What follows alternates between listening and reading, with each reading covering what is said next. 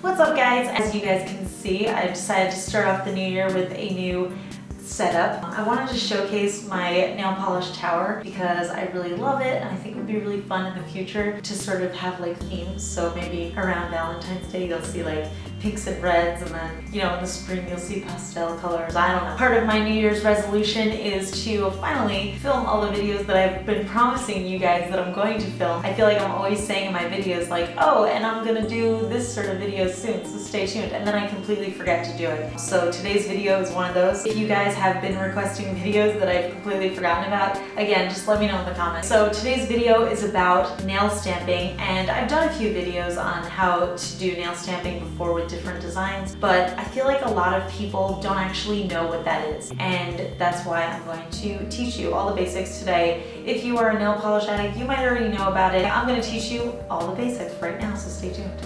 So there are three major components to stamping. One is the stamping plate, one of them is the stamper, and one of them is the scraper. So basically how it goes, and hopefully I'll throw in a close-up so you guys know what I'm talking about because it sounds really confusing. So you have a metal plate with the design etched into it. You take regular nail polish, you paint over the design, you take your scraper, scrape off the excess, and then you take the rubber stamper and you really quickly stamp it onto your nail before it dries. I know that sounds really confusing, and it is really difficult when you first get started because there's sort of a learning curve to it. You want to make sure you're working fast enough that the design transfers onto your nail without drying, but you also want to work slow enough that your design looks good and it's not just a big smear on your nail. Okay, so this is a stamping plate. When you first get your stamping plates, they are going to be blue, and that's because they have a protective film over them, so you can't actually use them when they have the protective film, but it's basically just this blue thing that you peel off. So then you have your little plate, and the original ones sort of came like this, where it's just a circle and you have, I don't know, 6 to 8 different designs on it, and some of them are designs that fill your entire nail and some of them are just little pieces that you can just stamp onto your nails. This one is from Bundle Monster, and that was actually the first set that I ever got was from Bundle Monster, and I saw them online. I thought they were really cool, so I bought them, and originally this was the only way you could get them. Sometimes if you had the full nail design, it would be too small for your entire nail, and the first set that I got, actually the designs were too small for my thumbs, which was really annoying, but since then they have improved. This is, like I said, the original style. So another different type of design, you can see a lot of mine actually still have the blue film on it because, like I said, I have so many. This is another design that sort of came about, and this is just a bigger plate. So with these small circles, you can buy them individually from some stores online, but usually you would have to buy them in a pack with like 25, and sometimes there would only be like, I don't know, maybe 5 designs that you love, and then you just have the rest, which is sort of why I have so many now. But anyway, so then they came out with this. This is by, I don't know how to pronounce it, I think it's Moyu London, but I always thought it was Muyu in my head. But now that I'm looking at it, it's actually spelled M-O-Y-O-U. This brand, that I'm not going to say out loud again, came out with these rectangular plates, and they would have 18 designs on one plate. That was really cool because you could just buy whichever plate appealed to you the most. They had these themed ones. This is the Princess Plate number 9. And then as far as I know, this was started by a brand called Queen, but what they did was they created a plate that the entire plate was etched with one design that sort of flowed in different directions so that you could fit it over any size nail. So if you had really big nails or really long nails, you'd still be able to fit the entire design over your nails. So that was a really cool thing. But again, they came in these packs with like a bunch of different ones, and now there's really a ton of different kinds of ones you can get. This is another one that Queen came out with. As far as I know, they're the only one that does this, and I love them. They're just these giant, literally paper-sized stamping plates. So it's one plate.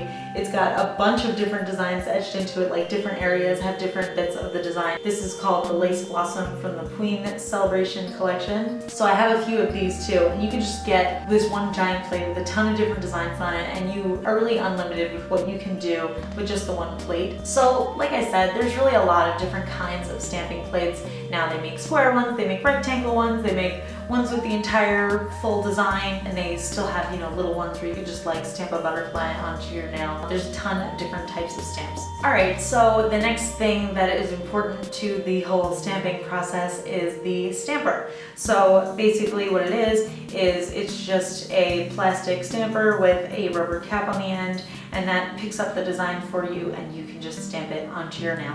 And there are so many different kinds of stampers. I actually have 7 of them right now, and they're all different kinds. They have some square ones, some circle ones, and then sometimes they have like a little back, like a smaller design.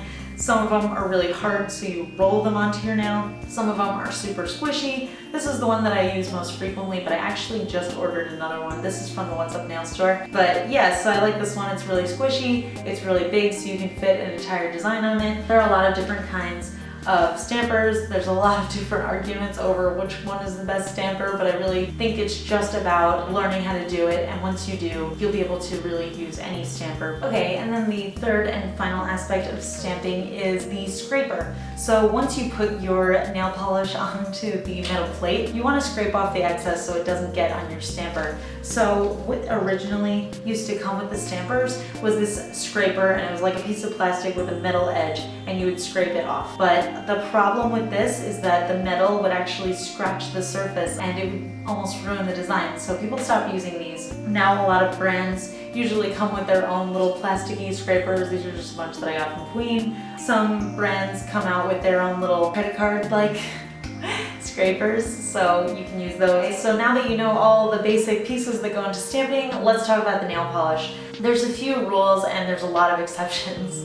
A lot of people think that you need to use a special type of polish to stamp. I found that that's not true. They do make stamping polishes, which are basically just really thick, really opaque polishes, because what you're doing is you're essentially just taking a really thin layer of the polish in a design, and you're stamping it onto your nail. So the basic rules are, you know, you always want to have a lighter color as your base coat so that the darker color shows up, and you're going to want to use a polish that is opaque in one coat. So like I said, it doesn't have to be a special stamping polish. I've said in my favorite white polish video, my favorite black polish video, that Nana Coco has a really good white polish and a really good black polish for stamping, because they're just really thick, they're really goopy, they're super opaque, and even if you're using such a thin layer, it'll still show up nicely on your nail. So I do love using those for stamping. There are also different types of polishes that you can use. I almost always use creams. I mean, it's not really going to show up if you use glitter, because glitter is very sparse and you're not really going to be able to do that. But metallic polish is actually my favorite to stamp with, because even if you're using a really thin layer of metallic polish, it almost always shows up just really opaque and really shiny. So I love that. But there is an exception to the lighter polish as your base coat rule, because when you're using metallic polishes, you actually want to use a darker color as your base color.